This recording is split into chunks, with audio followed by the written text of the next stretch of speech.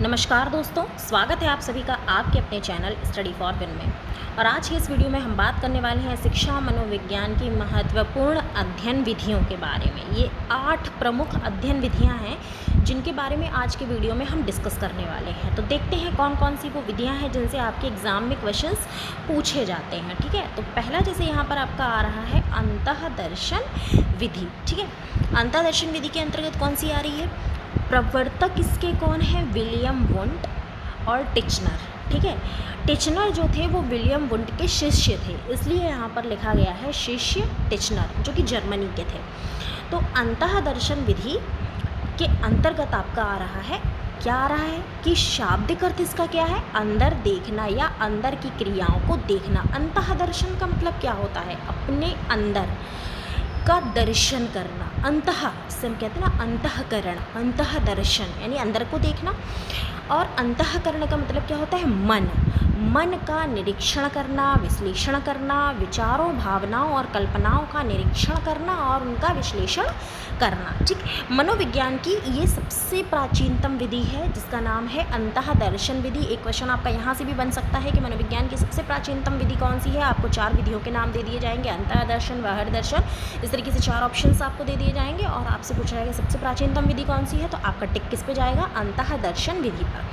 इस विधि को आत्मनिरीक्षण विधि भी कहा जाता है क्योंकि हम अंतर्मन का दर्शन करते हैं, इसलिए आत्मनिरीक्षण यानी खुद का निरीक्षण करना, क्योंकि व्यक्ति स्वयं की मानसिक क्रियाओं का अध्ययन करता है, उनका निरीक्षण करता है और उनका विश्लेषण करता है। ठीक, तो इसलिए इसको क्या कहेंगे हम? अंतःदर्शन विधि, और ये है इसकी विशेषताएं। नेक्स्ट आपका आता है बहिर्दर्शन विधि।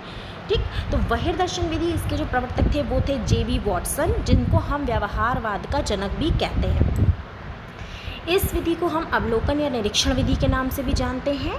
और इस बहिर्दर्शन विधि में क्या होता है? दूसरे लोगों के व्यवहारों का अवलोकन किया जाता है, क्योंकि अंतःदर्शन यानी कि खुद का अध्ययन करना, ठीक, खुद को देखना, खुद के अंदर देखना, और बहिर्दर्शन मतलब दूसरे को देखना, दूसरे के व्यवहारों का अध्ययन करना, दूसरे का निरीक्षण, दूसरे का विश्लेषण करना। ठीक, अगला है आपका जीवन वृत्त विधि। इसके जो प्रवर्तक हैं वो है टाइडमैन, जो कि जर्मनी के थे। इस विधि का प्रयोग चिकित्सा के क्षेत्र में किया जाता है। वर्तमान में शिक्षा के क्षेत्र में इस विधि का अधिकतम प्रयोग किया जाने लगा है। इस विधि का मुख्य उद्देश्य व्यक्ति के किसी विशिष्ट व्यवहार के कारण की खोज करना है।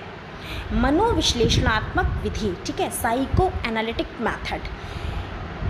सिगमंड फ्राइड इसके जो हैं प्रवर्तक, सिगमंड फ्राइड जो कि ऑस्ट्रिया के थे। इस विधि में व्यक्ति की अचेतन मन का अध्ययन किया जाता है। फ्राइड के अनुसार आपके 3 तरह के मन बताए गए हैं, चेतन, अचेतन, अर्धचेतन, और इसके अंतर्गत आपके अचेतन मन का अध्ययन किया जाता है।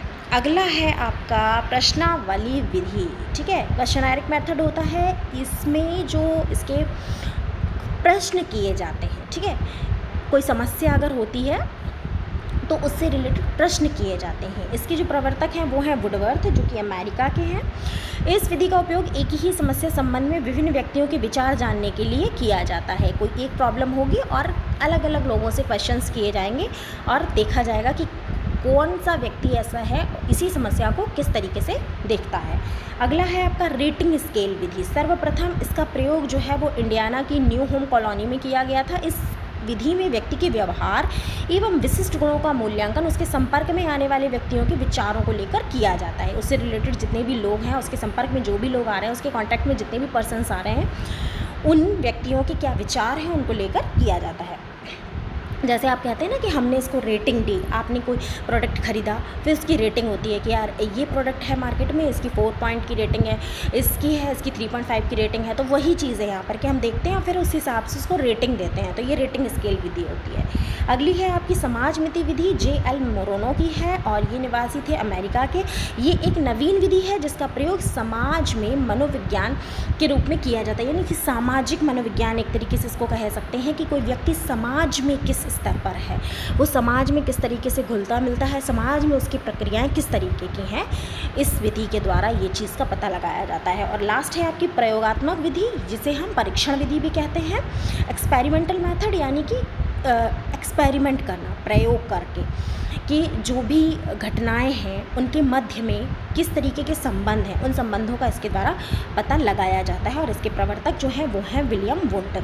तो ये थी आपकी कुछ बहुत ही महत्वपूर्ण विधियाँ जिनसे रिलेटेड आपके एग्जाम्स में क्वेश्चन अक्सर पूछे जाते हैं। उम्मीद करती हूँ ये वीडियो आपके लिए ज़रूर लाभकारी होगा। प्लीज़ वीडियो को लाइक और शेयर ज़रूर कर दीजिएगा, और अगर आप चैनल पर पहली बार आए हैं तो प्लीज़ चैनल को सब्सक्राइब करके बेल आइकन प्रेस कर लीजिए ताकि वीडियोस के नोटिफिकेशंस आपको टाइम टू टाइम मिलते रहें।